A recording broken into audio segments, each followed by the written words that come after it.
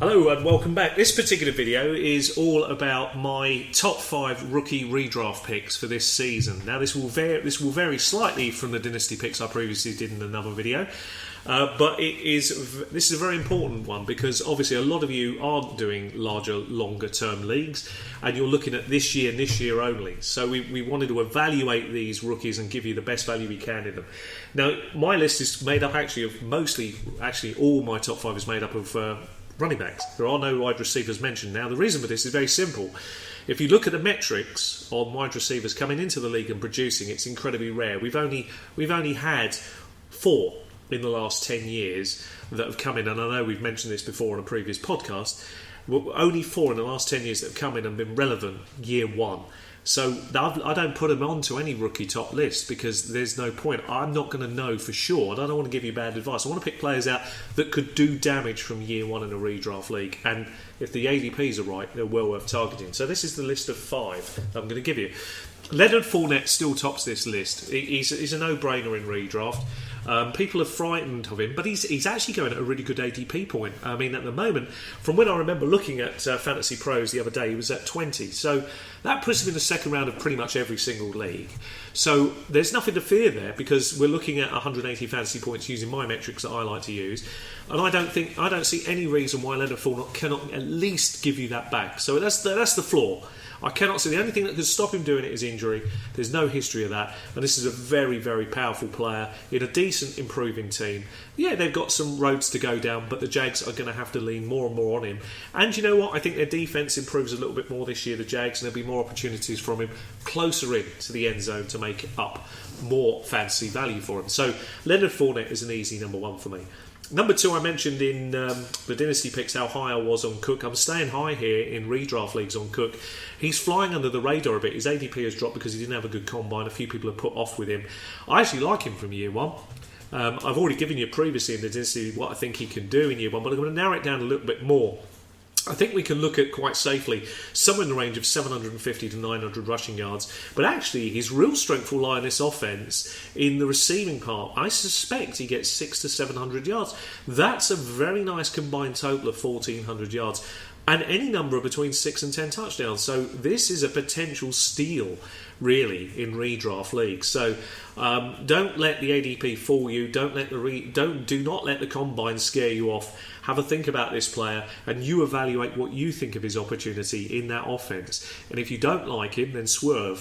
For me, I'm interested to see where the ADP eventually bottoms out as we get near our draft value. If it stays where it is, it's very good value. If it climbs, I probably have better targets around it. So it's just one to monitor. Number 3 is the guy we mentioned already in Dynasty, Joe Mixon. You know how high we think of him, and we've already given you the stats on him. Joe Mixon, for me, is very simple. I believe he starts from week 1, and I believe he gives you a full body of work in a team that really values the running game. There's nothing not to like about Joe Mixon's NFL performances, but tailor it with the reality that being a redraft league, you don't have to worry about anything in the off-season. There is some risk with this guy if you look at Dynasty value in other leagues, and he's not a player I would recommend as a keeper. But if there's a way that you can trade or sell on him, then it's worth doing in other types of leagues. But Joe Mixon doesn't frighten me off for this year. I like Kareem Hunt at 4, and I like Kareem Hunt because I really do believe very strongly that at some point during the early part of the season he takes over the role from Spencer Ware. Now, of course, there is some risk in this. You're not going to necessarily get a full year's body of work. It could be 10 games. It could be 12. It could equally only be 8. So you have to weigh this up. But if you've got a strong enough team and the ADP is backing this up quite nicely, you can pick Kareem Hunt up, have him marinating in your bench, and then as he starts to take over the role, and you'll notice this quite clearly as each week, if he continues to get more and more touches, then you know it's just a matter of time before there's a change in the guard. Then you can bring him in and you've suddenly got yourself a potential running back 2 on your team, and maybe even a great flex player which could really take your team and catapult them into a deep playoff run. So Kareem Hunt has that kind of value. My number 5 is a player that's really slipped under the radar. Really surprisingly, actually. Ty Montgomery is going very high in a lot of leagues at the moment.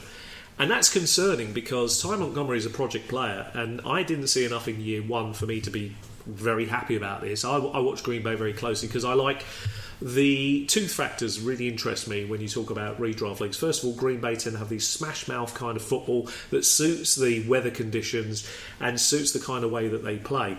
And so I love it when they get running backs that kind of come in and do that. Eddie Lacy was a good example of that, and a great fit he was when he was in his prime. T.Y. Montgomery isn't that, but Jamal Williams could be. So the rookie's running under the radar, and I got a feeling this is a change in the guard, and I think it could happen really quickly. So it's a bit like Kareem Hunt at 4. Jamal Williams at 5 is the similar sort of pick. At some point, at mid-season at the very latest, there's a change in the guard to come, and I think Jamal Williams offers you a fantastic opportunity here in redraft and potentially in Dynasty as well. He's a player I'd love to have got hold of a little bit more in Dynasty leagues, but he just didn't fall. Everybody was kind of on it and understand the value of this guy if it works out that way. So these are my top 5 redraft picks for this season. I hope you've enjoyed it, and what I look forward to is your feedback, your thoughts as well, whether you agree or disagree. We love hearing them. So thanks for listening.